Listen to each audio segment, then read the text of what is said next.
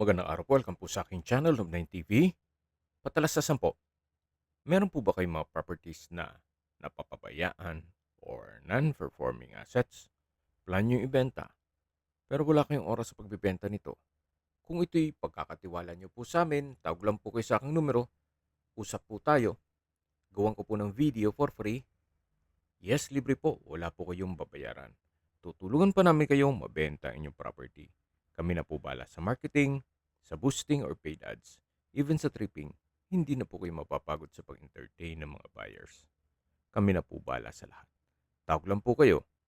Nandito po tayo ngayon sa Nasugbu, Batangas kung saan meron po tayong bagong video presentation. Isang private farm resort na may lot area 3,221 square meters. Ito po ay corner lot along Barangay Road at meron pong mountain view. May access na rin po dito ng tubig, kuryente at sa internet provider naman po, magpapa-connect na lang kayo. Tungkol naman sa dokumento nito, ito po ay titulado, kaya wala po kayong maging problema sa documentation o sa transfer ng title. Napakatahimik po ng lugar, sariwang hangin, at sa klima naman po, banayad lang, hindi naman siya ganun kainit at hindi naman ganun kalamig. Ang kagandahan po dito sa property ay meron na po kayong main house, guest house, swimming pool, fish pond, at farm lot. Dito po sa harapan ay naka-concrete fence na po. Then sa likod po niyan ay yung swimming pool.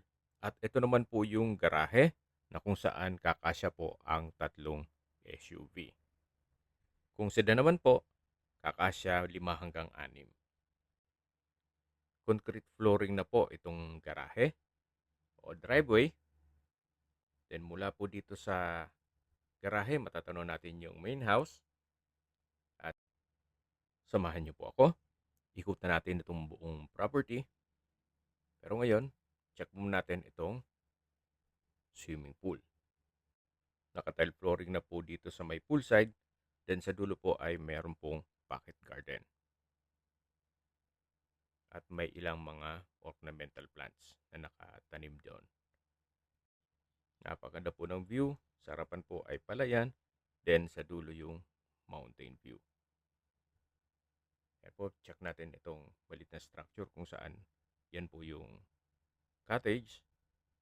Then meron po itong kwarto, then banyo, at stock room.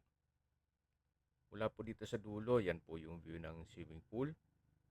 Then, itong sa gilid yung tinutukoy ko na pocket garden. At dito naman po yung cottage. Meron po itong tile kitchen countertop. Then sa dulo may stainless sink with faucet. At naka-tile flooring na rin po dito. Made of bamboo po itong wall at railing. At yan po, tunghayin nyo po ulit itong swimming pool. So far, well-maintained naman ito, kaya wala po kayong ipapagawa dito. Meron po ditong banyo na maayos naman ang toilet fixtures at dito naman po yung shower room. Dito po sa dulo ay meron pong maliit na kwarto. At pwede na po ito para sa inyong magiging caretaker. At least kompleto na siya dito sa labas. May banyo at kusina. Dito naman po yung filtration at pump room. So, kompleto rin po ang makagamitan para sa swimming pool. Tunghayin niyo po ulit itong swimming pool bago tayo pumasok dun sa mga bahay. Yan po ulit yung poolside. Then sa dulo yung cottage. May rice field at mountain view. Yan po, napakaliwalas, napagandang pagmasdan. Iba pa rin po pag lumalayo tayo sa syudad. Napaka-peaceful at quiet nitong area. Ito po yung tinutukoy ko kanina na garahe. At dito na po yung mga bahay. Dito po sa gitna ay malaki pang espasyo. At magandang pong lagyan ng string lights. Diyan sa gitna. So ito po yung tinutukoy ko na main house. At dito naman yung guest house. Pero unahin po muna natin itong main house. Meron po itong concrete pathways. Then, ito po'y concrete ang structure. Then, meron pong setback hanggang sa dulo yan. Then, ito po yung corner side na kung saan barangay road po yan. At meron ding mountain view. Palibot po yan, puro palayan. Kaya sabi ko sa inyo, napakatahimik po dito. Walang ganong kapitbahay. Ito po yung side view ng bahay. Then, babalik po ulit tayo at papasok tayo. Meron pong ilang steps na stairs dito. Kahit senior citizen ay kakayanin pa naman. Dito po yung balkonahe na nakasawali itong ceiling. At dito naman po yung dining area. Then meron pong breakfast nook at yung formal kitchen. Then lahat pong materials dito sa side na to ay made of bamboo.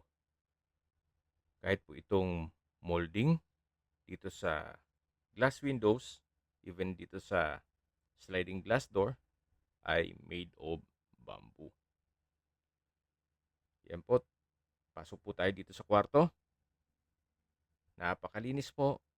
Maayos ang pintura ng ceiling at wall. At maaliwalas. Maganda setup. Open concept lang. Tungkol sa gagamitan, wala pong nabanggit sa akin kung kasama po lahat ng furnishings dito. Even yung aircon. Yan po yung sliding glass door. Meron pong glass windows na nag-serve as natural sunlight. Then dito naman po yung side nung glass window sa part ng kitchen. Ito pong split type aircon for sure. Sasama na yan kasi masisira yung structure pag tinanggal pa yan. So meron po itong sariling toilet and bath. May bathroom countertop, hand basin, vanity mirror, outlet. Then meron pong hot and cold shower, shower enclosure. Then naka-tile bathroom wall. At meron po itong bathroom window. Labas po tayo. So dito naman po ay meron pong access door na papunta sa kusina kung saan dyan po tayo galing kanina. Yan po yung dining set o dining area at ito po yung breakfast nook. Kung sakali man po magustuhan nyo itong mga kagamitan nila, pwede naman nating i-negotiate ito. So mula po dito sa formal kitchen, meron pong ilang steps na hagdan din dito, papunta dito sa dulo nitong open space at ito po yung tinutukoy ko na fish pond. At sa dulo po yung farm lot na kung saan along Barangay Road din po yan. Napakalawak pa po. At tungkol naman sa isda dito sa loob ng fish pond, hindi ko lang alam kung anong meron dyan. Pero usually, pag ganito po ay tilapia, hito o dalag. Doon lang naman ang less maintenance sa mga isda.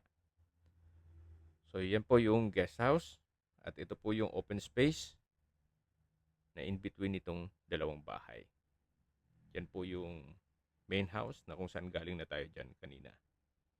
May concrete na pathway dito at dito naman po yung another structure na kung saan same design lang po. May balkonahe, made of bamboo po itong moldura. Then, ito na po yung first bedroom. Sawali din po itong ceiling, may countertop. Then, ito po yung toilet and bath na kumpleto ang toilet fixtures at naka-tile bathroom wall. So, labas po tayo. Ito po ulit yung balkonahe. At dito naman po yung second bedroom. Same setup. May bedroom. Then, sawali ang ceiling. Maayos din ang pintura ng ceiling at wall. May kapis na bintana. May countertop. Then, toilet and bath. Na kung saan maayos din po ang toilet fixtures nito. May hot and cold shower at bathroom window. Ito po yung pangalawang kwarto. So paglabas po natin, tanaw din yung fish pond, then sa dulo yung farm lot na marami pa po kayong pwedeng i-project dyan. Especially kung mahilig po kayong magtanim. So yan po, tunghayan nyo po itong napagandang property. Pero habang naglilibot po tayo, pag-usapan na natin ang distance, location, at travel time. Mula po sa bayan ng Nasugbo, ang distance is 2.8 kilometers at ang travel time is 9 minutes. Opo, napakalapit lang po nito sa bayan mismo. Sa bayan po ay kumpleto na gaya ng public market, groceries, convenience store, remittance center, banks, schools, church, government offices, at hospital. Yan po yung lagi kong binabanggit sa aking video na dapat nyo i-consider sa paghanap ng property yung meron pong malapit na hospital. Hindi ko naman po sinasabing sakitin kayo. Yan naman po ay for emergency purpose lang naman. At mula naman po sa mga beach resort dito sa Nasugbo, ang distance ay mga 3 kilometers at ang travel time is 10 minutes. Mula naman po sa mga beach resort sa Lian, Batangas, ang distance is 20 kilometers at ang travel time is 41 minutes. Kung manggagaling naman po sa Tagaytay, ang distance is 48 kilometers at ang travel time is 1 hour and 14 minutes. Kung manggagaling naman po sa Manila o sa airport, ang distance is 89 kilometers at ang travel time is 2 hours and 37 minutes. Okay, sa presyo na po tayo. Binebenta po ito ni owner sa halagang 11 million pesos. Kung may mga katanungan po kayo, tawag lang po kayo sa aking numero. At sa mga kababayan naman natin na sa ibang bansa, meron po akong Telegram.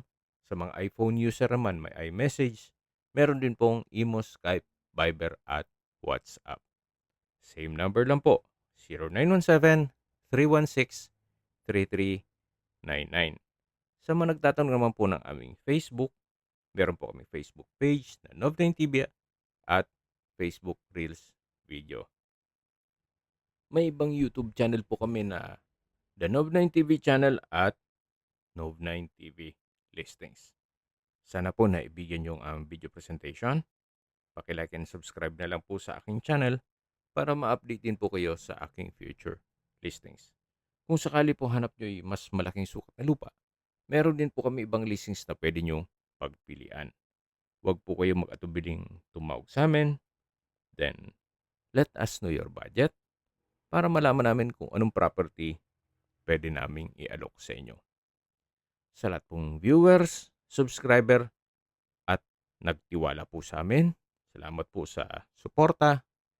Ingat po kayo lagi at yung pamilya. Maraming salamat po.